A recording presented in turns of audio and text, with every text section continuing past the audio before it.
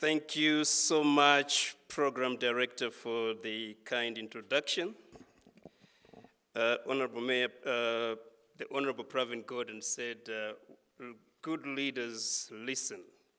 I would like to be a good leader, so I listened, and allow me to just offer a collective recognition of the important people that are in this room by just say, all protocol observed. And please, could you just note, Honorable Mayor, that I haven't had wine yet, so I haven't said all pretty girls observed. But I don't promise that it will be like that throughout the day, so please, one of the reasons we voted for you is to watch your residents and make sure that they're behaving all the time, so watch me. Okay, I would like to use some slides to just help me walk through what I would like to share with the group, but most importantly, to basically just divert their attention from me, because I'm kind of like a shy guy. So I hope that technology will work with me. I would like to really thank the organizers for giving me the opportunity to address this special summit. I also would like to congratulate you, Mayor and the City of Tshwane, for convening the capital cities from Africa to discuss ways of making our cities sustainable and resilient. On behalf of C40, I also would like to thank you, Mayor, for the leadership that you are providing on sustainability, including the global leadership role that you have successfully played within the C40 by leading the global transit-oriented development network of cities at the global level. So we appreciate that very much.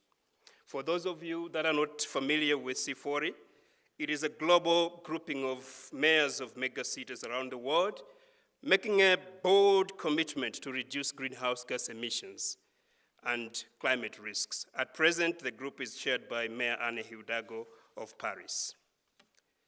This morning, I would like to use the experience of C40 and try to frame why we need sustainable megacities or sustainable cities, sustainable capital cities to achieve managed development. And for me, when talking about managed development in Africa, I join the speakers before me and prefer to start with Agenda 2063. That was adopted by the head of states and governments of the African Union. As has been already said, it outlines strategies for achieving the Africa we want to see. And at the last AfriCities Summit that was convened right here in South Africa, local authorities, including some of the cities in here, embraced the Agenda 2063 as something that we are going to collectively contribute to. It is a bold agenda about the Africa Africans want to see, and we work collaboratively with the international community to actually achieve. It is not about the Africa that others want to see or others have defined for us. Excuse my African arrogance here. But it is an agenda that we shaped ourselves, recognizing that the narrative of Africa, I always say this without apologies, the narrative of Africa is changing. It's no longer that continent that is characterized by only civil wars, people fighting each other all the time. Or when we are not fighting, then we're busy dying with all sorts of deaths, or all sorts of diseases, sorry, excuse me. It's an Africa that is on the move. Of course, we do have pockets of those conflicts. We do have, of course, diseases, but also we need to look at the narrative is showing us that 7 out of the 10 fastest growing economies are here in this region, and it's the fastest region in terms of urbanization.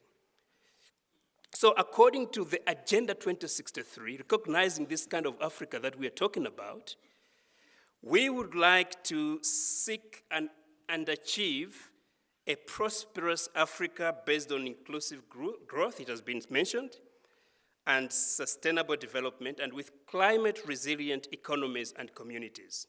For us in Africa, managed development is inclusive, sustainable, and climate resilient. And why the agency? Why the agency of really wanting to transition to sustainable cities for us to achieve this? Ladies and gentlemen, the noble idea of having managed development in Africa, or having the Africa we want to see, is facing huge threats from climate change. The next 3 to 4 years would decide if the world can avoid the worst climate change. And this was communicated loud and clear during the climate change COP21. Unless the world engages in mitigating and adaptation, and of course put in place appropriate finance mechanisms, climate disasters will put 1.3 billion people at risk by 2050 and cost $158 trillion, American dollars, double the global annual GDP. And the agency is there too because cities will bear the brunt of these costs by accommodating and accounting for hundreds of millions of displaced climate refugees while dealing with urban water shortages, as my colleague has just mentioned. Cities will deal with collapsing food systems, somebody has mentioned that, flooding, extreme heat, and all these things have been mentioned. They're already manifesting. And all these will put the health and well-being of urban residents in jeopardy while straining urban or social services. And mayors know what happens when social services are compromised. As we speak today, more than 70% of cities already feel the negative impacts of climate change.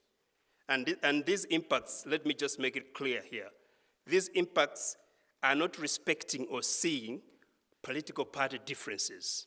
Neither are they seeing international boundaries. So when we look at this challenge, let's know that when the floods come, it's not like party A will float and then the other party will be drowning. We will be actually drowning together. So we need to just bury these differences, break down the boundaries at some point, and confront this common threat. And our best hope in achieving managing development and the Agenda 2063 is in the global delivery of COP21 Paris Agreement, calling on us to mitigate, adapt, and put financing mechanisms in place. So, why the transition to sustainable cities? Yes, national governments have adopted the Paris Agreement, but they face increasing challenges in achieving it. National governments cannot deliver the Paris Agreement alone. We require a transition to sustainable and resilient cities, including the capital cities gathered here. At the C40 Mayors Summit in December 2016, C40 launched the city response to the Paris Agreement called the Deadline 2020, which is the world's first roadmap that cities should follow to achieve the Paris Agreement.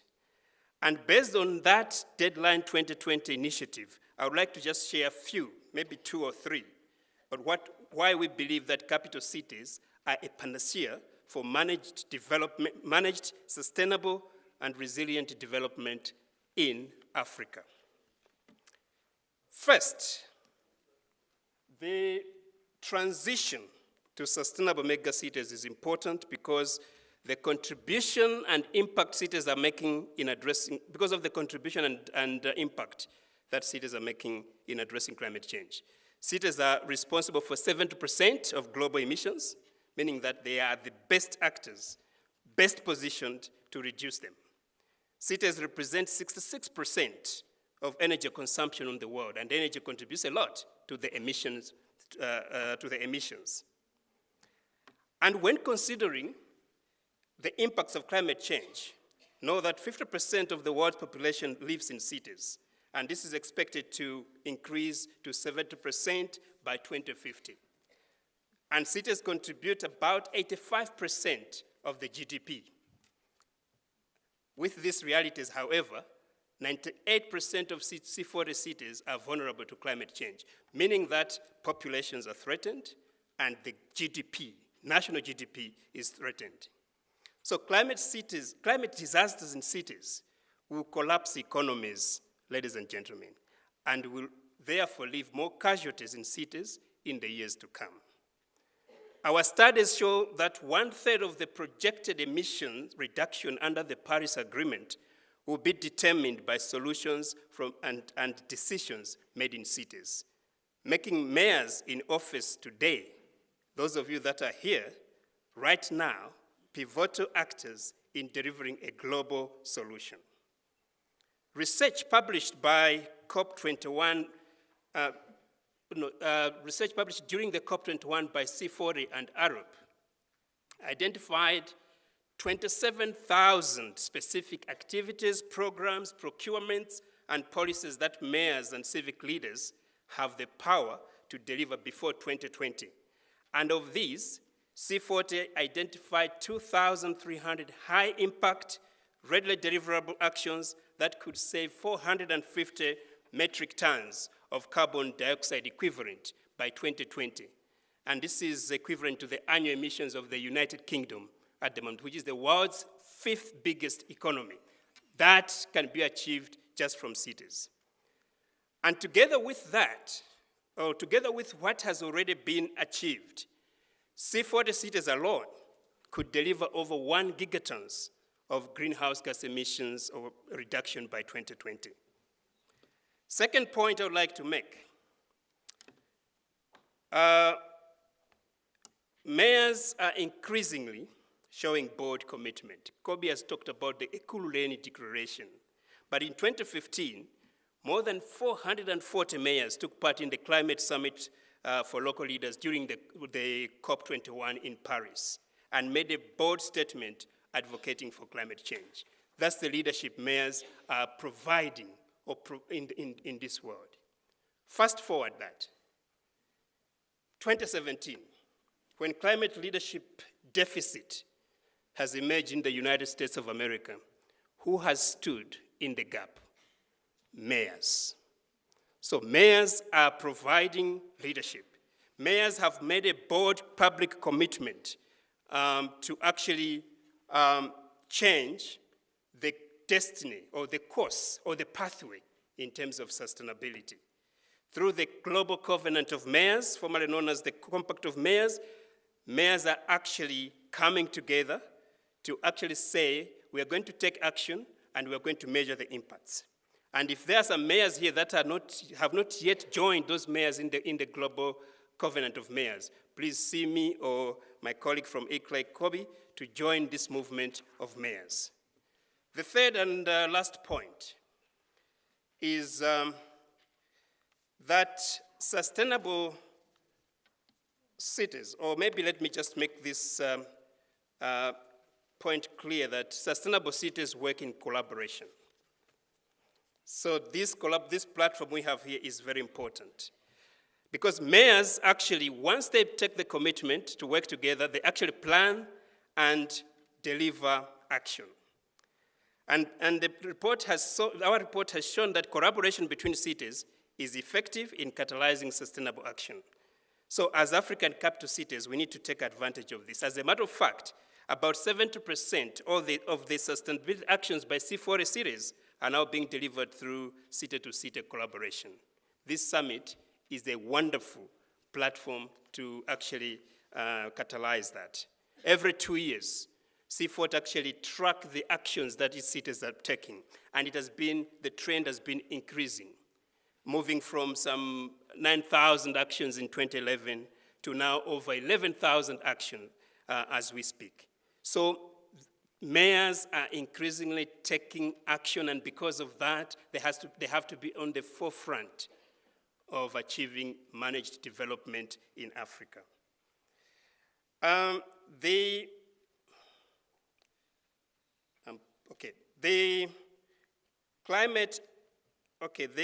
report also indicates that megacities are putting their money where their mouth is.